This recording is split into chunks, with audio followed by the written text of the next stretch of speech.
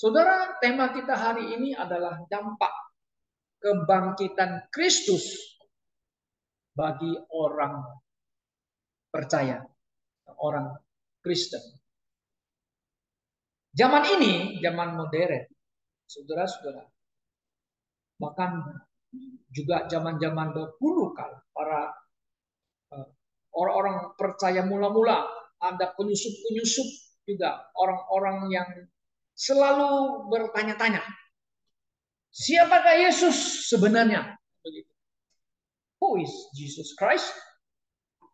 Saudara, tidaklah mungkin orang bisa mengenal Yesus yang ada di Alkitab atau Yesus orang Nazaret di luar Alkitab. Very simple. Kalau Anda mengenal Yesus di luar Alkitab, itu bukan Jesus of Nazareth. Itu adalah orang lain. Yesus lain. Bahasa Yunani, kita pakai Yesus. Itu nama Yunani. Bahasa Ibrani, Joshua. Banyak orang kasih namanya laki-laki Joshua. Kan? Ada misionaris yang kita kenal.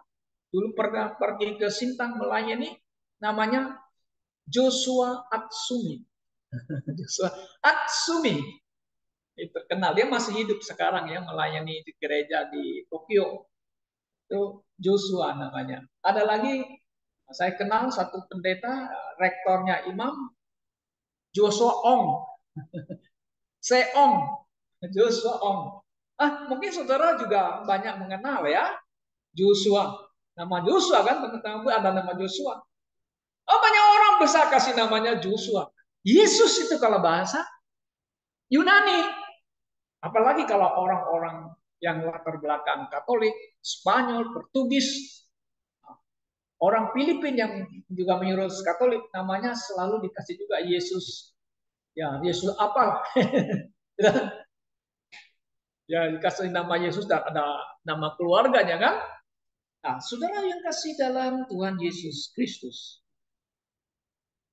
Hari ini kita akan lihat, mau belajar, mau selidiki apa dampak kita bilang ya, kebangkitan Yesus bagi orang percaya. Kan? Nah, Yohanes ketika dia dibuang ke Pulau Patmos, di sanalah dia mendapatkan penampakan atau wahyu, the revelation dari Tuhan Yesus Kristus yang berbicara kepada Rasul Yohanes. Saudara, kita perlu diingatkan ya. Kitab Wahyu adalah kitab terakhir. Tidak ada kitab yang lain lagi. Apakah itu kitab Barnabas, kitab Henok, apa kitab tamat-tamat yang lain? Nah, ada. This the last one. Yang terakhir. Kenapa? Karena Yohanes, Rasul Yesus adalah murid akhir masih hidup. Yang lain satu-satu sudah pergi, meninggal. Tinggal Yohanes terakhir. Dia yang terima ini, wahyu yang terakhir. Dan apa yang akan terjadi, dia tulis. Kenapa? Karena Tuhan Yesus yang suruh tulis. Dan dia di pasal 1, Tuhan Yesus kan mengatakan kepada Yohanes, I'm the first and the last. Aku adalah Alpha, Omega. Alpha, Omega. Kalau saudara sekolah di SMA sudah belajar ya, Alpha, Omega ya. Ada namanya rumus kan, Alpha itu apa? Huruf berapa itu? A. Kalau apa namanya? Kalau kita di Indonesia abjadnya kan A dulu A. Omega itu yang terakhir. Ya enggak? Omega. Nah, ada namanya watch, jam tangan yang terkenal ya, Omega. Apakah nama Omega, saudara-saudara? Oke. Nah, menyatakan aku. Nah, Yesus mengatakan, aku yang awal, yang pertama dan akhir. Bukan berarti Saya diciptakan dari awal untuk saya. Oh no. Ini kita lihat teologi yang lain mengatakan Yesus diciptakan. Dia bilang tidak. Aku yang ada dan aku yang ada. Coba kita lihat di ayat yang sebelumnya, ayat yang ke-8 ya. Coba saudara membaca ya. Ya, saudara ya. Ayat 8 ya. Aku adalah Alfa dan Omega, firman. Apa? Tuhan Allah. Ya. Yang ada. Kalau bahasa Inggris itu jelas. Ya. I'm, not I was. Ya. Nah, saudara perhatikan ayat-ayat firman ini. Dan yang sudah ada dan yang akan datang, yang maha kuasa. Nah, Yesus, dia sudah ada, bukan he was, he is. Ya. Dia mengatakan sebelum Bapak Abraham, saya sudah ada. Before Abraham was, nah bahasa Inggris was, I am. Nah, I am itu present. Ya tidak, bukan pasnya. Jadi Tuhan Yesus tuh dia eksistensinya sudah ada dalam kekekalan. Nah, saudara-saudara, ini penting bagi kita orang percaya. Kita lihat dampak daripada kebangkitan Kristus itu apa?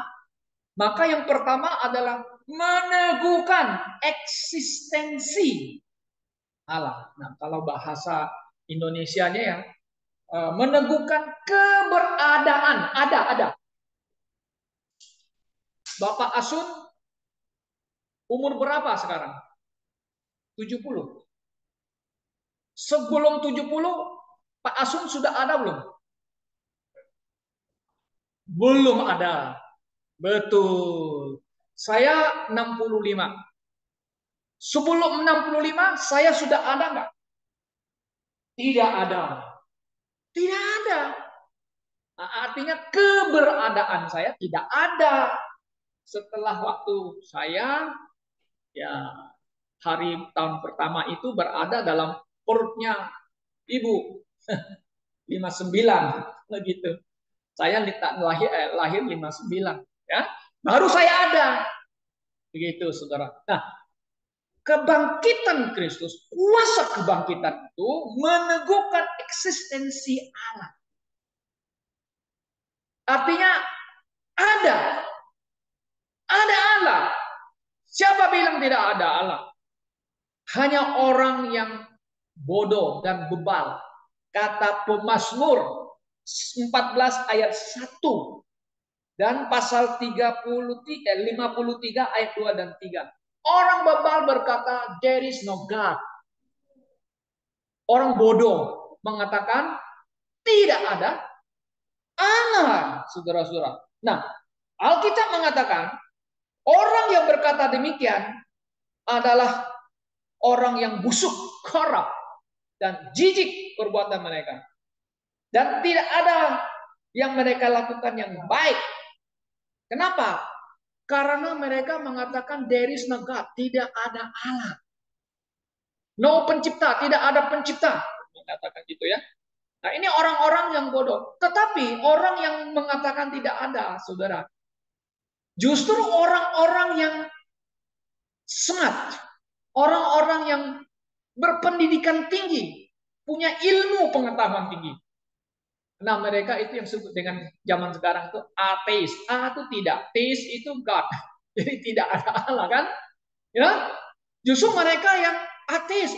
Orang ateis itu orang pintar loh. Contohnya siapa? Yang menciptakan MC2 itu, yang pintar itu. Albert Einstein. Albert Einstein, saudara tahu nggak siapa dia? Orang Yahudi. Heran juga kita.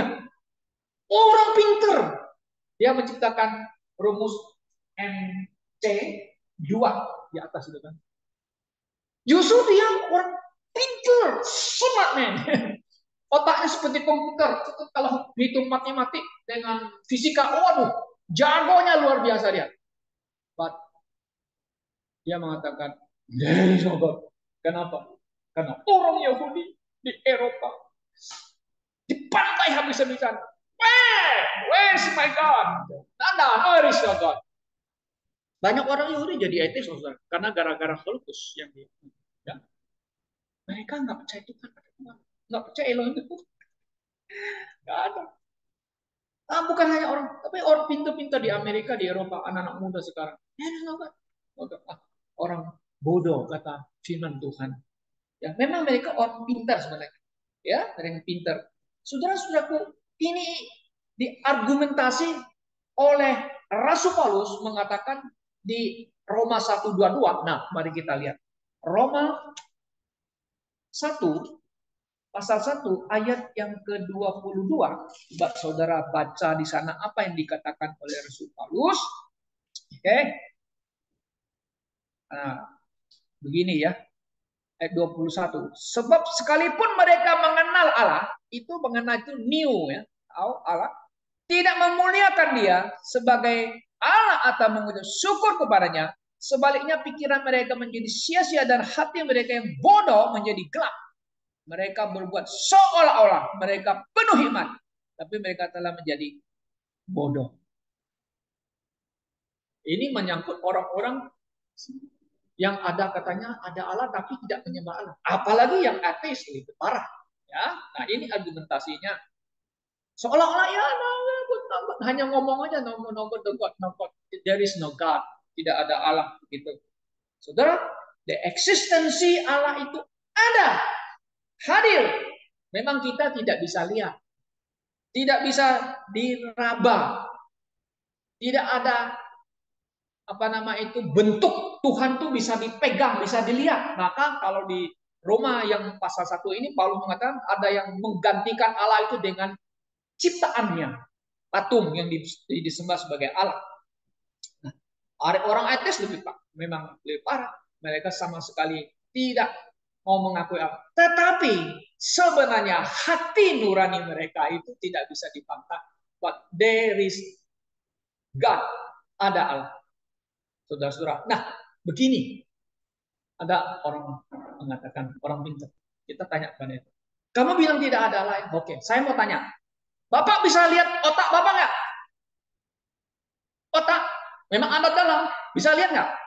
Ada nggak? Ada. Bapak bisa lihat pikiran Bapak nggak? Pikiran? Apa itu pikiran? Bisa dilihat pikiran? Angin aja kita nggak bisa lihat, tapi ada kan? Bisa dilihat pikiran nggak? Nggak bisa. Ada nggak Bapak pikiran? Orang pintar jawab, oh iya ada. Nah, pikiran itu bisa dilihat ada nggak? Bisa dituangkan dengan apa? Kata-kata keluar dari mulut. Kata-kata lalu tulis di, oh dia buat puisi. Itu pikiran.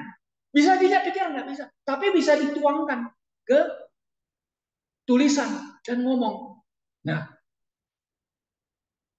Tuhan, eksistensi God ada? Yes. Di mana kita lihat? Creations. Nah, kita bilang creation. Ciptaannya. Oke. Nah, saudara-saudara. Jadi, saudara, kita lihat, kita hubungkan dengan Yesus Kristus. Kita lihat bahwa Yesus bangkit. Kenapa? Karena Yesus itu adalah Allah. Allah. Orang Yahudi marah sama Yesus. Terus terang katakan, siapa kamu? Aku adalah anak Allah. Meskipun langsung mereka parah dan menjatuhkan hukuman mati karena dia menyamakan dirinya dengan Allah. Mereka sudah tahu itu konsep itu apa. Apa yang Yesus katakan itu. Mereka marah. Mereka hukum mati Yesus Kristus. Nah, saudara yang kasih dalam Tuhan Yesus. Jadi, saudara-saudara, kalau kita lihat bahwa tidak bisa kita bantah lagi ya, the existence of God ya, keberadaan Allah, bahwa Yesus sendiri adalah Allah, di mana Yesus sama sederajat dengan Bapa.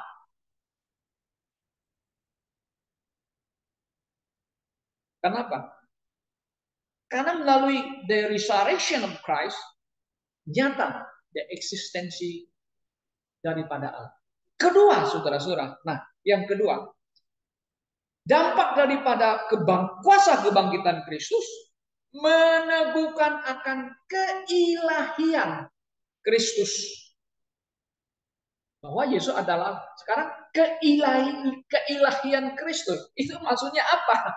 Nah, sudah kita baca tadi ayat di Wahyu pasal 1 kan? Aku adalah Alfa dan Omega, pertama dan akhir, kata Tuhan yang ada dan yang sudah ada dan yang akan datang, yang maha kuasa. Ya, yang tadi kita baca itu. Nah, ini meneguhkan akan keilahian Kristus. Artinya kebangkitan Yesus menunjukkan eksistensi keilahian Kristus. Bagaimana dia bisa bangkit kalau dia bukan Tuhan atau Allah? Tidak mungkin kan? Maka itu Yohanes pasal 1 ayat 1. In the beginning adalah firman. Firman itu bersama-sama dengan Allah. Dan firman itu adalah Allah. Sangat jelas keilahiannya. Ya kan? Jadi kita mengatakan Yesus yang lahir sebagai manusia itu yang disebut the Son of Man, dia adalah truly man and truly God. Nah, ini pun tidak bisa diterima oleh banyak orang teologi. Nggak mungkin. Yesus manusia saja. Dia dijadikan Allah. Tidak. Dia sudah ada. Dia Allah. Allah menjadi manusia. Jangan dibalik-balik, diputar-putar balik. Ini manusia ini memang kacau. Saudara, ini problem manusia. Selalu memutar balik sesuatu. Nggak mau percaya. Nggak mungkin. Dia kan manusia, dilahirkan oleh Maria. Ya kan? Masa Maria bisa melahirkan anak kalau tidak ada hubungan dengan laki-laki? Lagi tambah lagi. Mereka nggak percaya.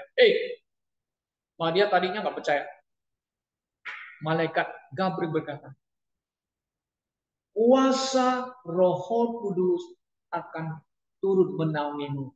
Dan anak yang putra yang kamu kandung itu disebut anak Allah yang maha tinggi. Nah, keilahian Kristus, betul dia adalah 100% manusia dan 100% Allah. Sudah? Keilahian Kristus nyata. Nyatanya di mana? Dalam the resurrection of Jesus Christ. Kuasa kebangkitannya. Kenapa? Karena ada 3 oknum di situ. Yesus bangkit karena dibangkitkan oleh Allah. Yesus bangkit karena kuasa Yesus sendiri yang membangkitkan. Kan dia berkata, bait suci ini, dia kan dia ada bait suci yang bagus. Kan dirobohkan. Dalam 3 hari aku akan bangun dia kembali. Rise. Bangun dia kembali. Mereka marah sama Yesus. Yesus bicara itu mengenai tubuhnya. Tubuh ini akan dihancurkan dan saya akan bangkit pada hari yang ketiga. Saudara saya yang kasih dalam Tuhan Yesus. Ini jelas. Yang keilahian Kristus. Dia adalah Allah. Dan dia juga Allah. Manusia sejati. Banyak orang-orang nggak percaya. Mereka berkata, satu tua-tua gereja di Alexandria, di Mesir, namanya Arius. Yesus diciptakan. Ribut gerejanya. Waduh, ini gimana ini? Anastasius, si anak muda, namanya dia adalah deacon gereja. Dia bilang, no, tidak. Yesus bukan diciptakan. Bukan diciptakan. Yesus adalah Allah menjadi manusia, the begotten Son. Kalau saudara baca di Yohanes pasal 3 ayat 16, the begotten Son menunjukkan bukan diciptakan seperti yang banyak orang pikirkan, termasuk saksi Yehova. Dia adalah manusia menjadi Allah. Mereka meniru, mengambil faham teologianya Arius. Hari ini banyak ajaran-ajaran yang kacau sekarang di zaman modern ini ya. Nah, di situ kita lihat bahwa Yesus bangkit karena dipakai oleh Roh Kudus. Ya, saudara bisa baca lagi. Saudara-saudara, dibangkitkan oleh Roh Kudus. Ya. Jadi ada 3 Trinity dalam kebangkitan, kuasa kebangkitan Yesus Kristus. Sangat jelas sekali, saudara-saudara ya.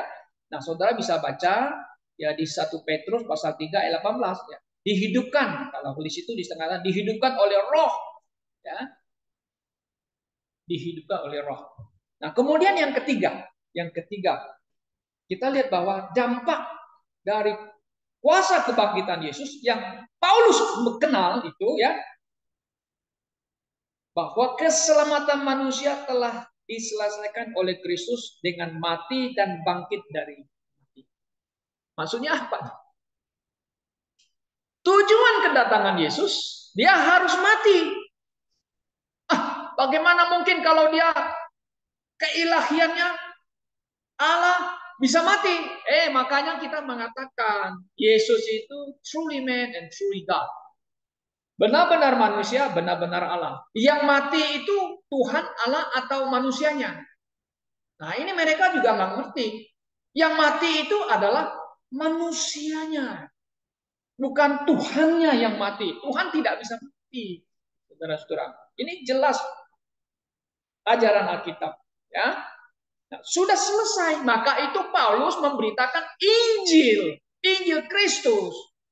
Injil yang menyelamatkan setiap orang yang percaya kepada siapa? Yesus yang mati mencurahkan darahnya. Dia harus mencurahkan darahnya. Maka juga Yesus yang bangkit kembali. Tanpa kebangkitan seperti kemarin kan sia-sia iman kita. Nah, di sini jelas saudara, Alkitab mengatakan di 1 Korintus pasal 15. Yesus mati karena dosa-dosa kita kan sesuai dengan kitab suci. Nah, dia mati.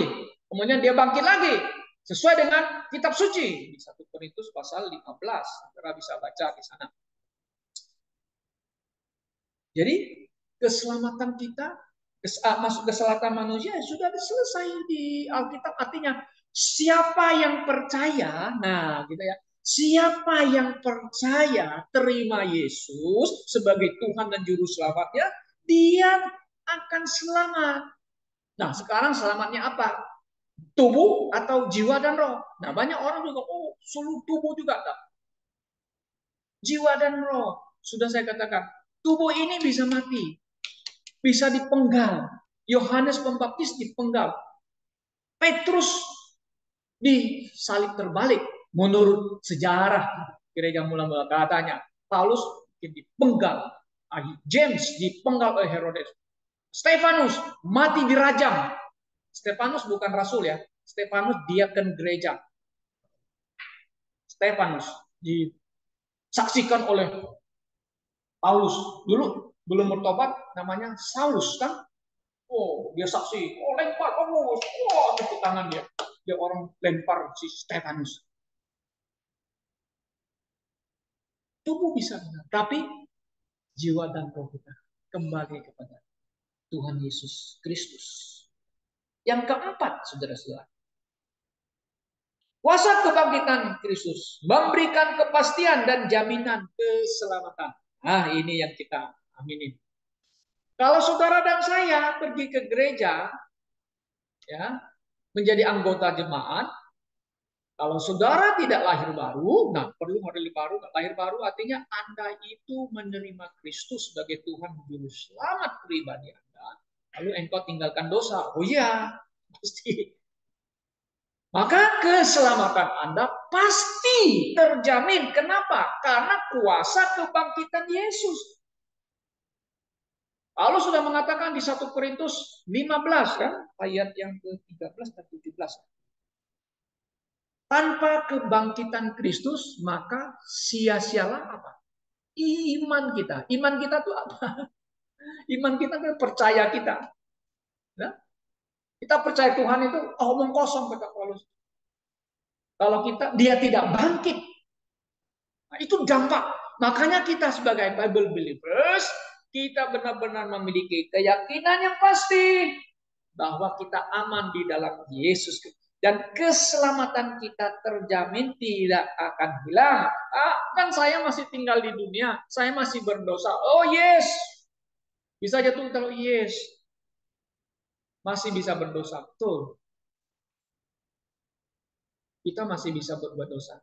Tapi kalau Anda berbuat dosa, ya ada yang tidak sengaja, mungkin ada yang sengaja karena situasi kondisi bisa terjadi. Kalau dari zaman yang susah, orang Kristen dianiaya, wah, Anda harus ambil keputusan. Pedang di kepala kita. Kamu orang Kristen, Tuhan. Kamu percaya Tuhan. Kalau kamu menyangkal, bebas. Nah, kalau kamu tetap percaya Yesus, potong kepala. Itu kan hanya tidak semua orang bisa begitu ya. Hanya mungkin segelintir orang Kristen yang mengalami begitu, saudara-saudara. Ya kita tidak mengalami itu di Indonesia. Ya. Nah, dalam situasi itu bisa ada yang menyangkal Yesus. Kalau orang menyangkal bisa hilang nggak keselamatannya? Kalau dia sudah betul percaya Tuhan Yesus. Nah, dulu ada satu cerita kan saya pernah dengar. Wang Mingtao paling terkenal punya pendeta orang Tionghoa di tanah Cina. Wang Mingtao. Dia mau ditangkap oleh komunis. Akhirnya dia buat surat, udah aku nggak mau lagi jadi pendeta, aku menyangkal Yesus. Pulang ke rumah nggak bisa tidur, hatinya gundah gulana. Nggak berapa lama, dia pergi ke polisi. Saya menarik pernyataan saya masuk penjara. Masuk penjara dia, wah minta. Mungkin hampir 20 tahun di Cina. Setelah dia dibebaskan oleh orang Kristen yang di Amerika, ya, mendenggo-denggola ya politik, lalu dia dibawa ke Hong Kong. Wang Mingtao sangat terkenal. Bisa bisa hilang nah. Tapi Anda tidak ada damai sukacita itu aja dalam hati Anda. Nah, saudara-saudara, bahwa kuasa kebangkitan itu yang memberi kita pengharapan bahwa kita, nah pengharapan apa? Kepastian keselamatan kita terjamin, tidak bisa hilang, kan? Kemudian yang terakhir, kemudian yang terakhir, kuasa kebangkitan memberikan kita kekuatan menghadapi arus zaman ini. Zaman yang bergelojak atau bergelojak apa? Bergejolak, bergejolak. Ya, coba lihat itu di YouTube saya kemarin dia ada anak muda loh, dia menganalisa ini dunia ini akan menuju kepada perang dunia ketiga. Dia lihat baru-barusan Israel mengebom kedutaan besarnya Iran di Suriah. Wih, ini nggak main-main ini. Sekarang Iran sudah mengancam Israel, kami akan balas dendam. Waduh. Iran didukung oleh Rusia dan China. Ini Israel kecil-kecil ini kok sok jago-jago ya? Kok berani hantam mengebom itu duta besar? Itu kan duta besar itu kan mewakili negaranya kan? Itu artinya perang dengan negaranya loh. Kok Israel berani? Itu barusan di Suriah itu saya baca korannya. Wah, ini kata mereka ini perang sama Hamas belum selesai. Sekarang mau perang lagi dengan Lebanon, Hizbullah. Ini Benjamin Netanyahu ini gimana ini? Kok berani dia? Saudara-saudaraku, Putin juga mengatakan ini kita bisa menuju perang dunia ketiga. Karena apa? NATO terlibat mendukung Ukraina. Ini keadaan kita makin hari saya pikir-pikir Tuhan, keadaan dunia ini semakin bukan lebih baik, lebih baik. Nah, sebagai orang Kristen kita bagaimana? Mari kita ingat, Kristus, kebangkitan, yang memberi kita kepastian keselamatan dan memberikan kita kekuatan dalam hidup kita. Di dunia ini, dunia yang tidak baik-baik saja. Bahwa kita bisa melewatinya. Dengan apa? Dengan kuasa kebangkitan Yesus. Karena Yesus ada bersama dengan kita. Yesus ada dengan saudara dan saya. Kita harus yakin itu. Ekonomi susah, yes. Semua orang susah, saudara. Zaman sekarang ekonomi. Orang mau cari kerja pun banyak yang sudah nggak dapat kerjaan. Yang punya sarjana-sarjana yang tamat di Indonesia itu ribuan. sarjana semua itu jadi apa? Sapam. Jadi ada yang mungkin bisa jadi tukang sampah dan sebagainya. Oh, cari kerja susah. Betul, kita harus akui. Nah, bagaimana kita menghadapi ini? Nah, kita harus punya satu keyakinan bahwa kebangkitan Kristus itu akan memberi dampak kepada kita. Kita bisa melewati masa-masa yang sukar ini dengan kuasa Kristus, kuasa kebangkitannya, bahwa Dia bersama dengan saudara dan saya. Mari kita hanya mengandalkan Tuhan. Mari kita menyerahkan semua apa? Kesusahan kita, kekhawatiran kita, kata Petrus. Kita serahkan kepada Tuhan. Karena Dialah yang akan menolong, akan menuntun kita, saudara. Mungkin ada kalanya Tuhan mengizinkan kita mengalami yang sulit, yang sukar ya. Tapi Yakobus mengingatkan kita, dialah anggap itu adalah trial of your faith. Ujian imanmu. Ujian imanmu. Dan katanya juga akan memberikan, kalau kita lulus ujian itu, kita mendapatkan apa? Crowns. Mahkota. Saudara-saudara, kita bukan seperti para murid-murid mereka mati begitu ganas, juga orang-orang Kristen zaman-zaman dahulu yang dianiaya. Kita lebih baik, ya kan? Kita lebih baik pada saat ini di Indonesia. Marilah kita percaya Tuhan menyertai kita. Marilah kita dengan hidup kita memuliakan Tuhan Yesus kita dan mempertahankan iman kita. Iman yang sejati bahwa Yesus Kristus adalah juru selamat dunia. Satu-satunya. Bukan salah satunya. Ya, sekarang kan ada viral di YouTube. Katanya pendeta kalau dia. Ya. Tangannya ada tato. Dia mengatakan di YouTube. Semua jadi dibahas kan. Oh, katanya. Saya tidak percaya. Allah yang maha pengasih. Yesus Kristus yang maha baik. Mengirim orang ke neraka. Kalau dia berbuat baik. Berbuat kebajikan. Masa Tuhan kirim dia ke neraka? Sekalipun dia tidak percaya kepada Yesus Kristus. Wow. Masuk surga? Ya. Orang baik masuk surga. Bisa masuk surga. Jadi Yesus itu apa? Yesus bukan satu-satunya jalan lagi kan? Kan Yesus ngomong apa? Aku adalah apa? Jalan dan kebenaran dan hidup. Tidak ada seorang pun yang mencapai kepada Allah Bapa kalau tidak melalui aku. Kan gitu. Nah, kisah para rasul kami 4:12 kan? Tidak ada nama kan yang diberikan Allah kepada manusia sehingga manusia diselamatkan. Tanpa nama itu, Yesus Kristus. Jadi di luar Kristus ada keselamatan. Nah, ini ajaran sesat. Sekalipun dia namanya Kristen. Orang namanya Kristen bergereja apa tidak menjamin ya. Menjamin dia itu apakah Kristen Alkitabiah, Kristen yang percaya kepada ajaran Rasul atau tidak. Saudara yang kasih dalam Tuhan Yesus. Kuasa kebangkitan Yesus memberikan kita kekuatan untuk menghadapi zaman yang semakin hari bukan tambah baik, tambah susah. Yakin dan percaya, saudara dan saya, Tuhan menyertai. Tuhan akan menolong kita dan memberkati kita. Mari kita berdoa.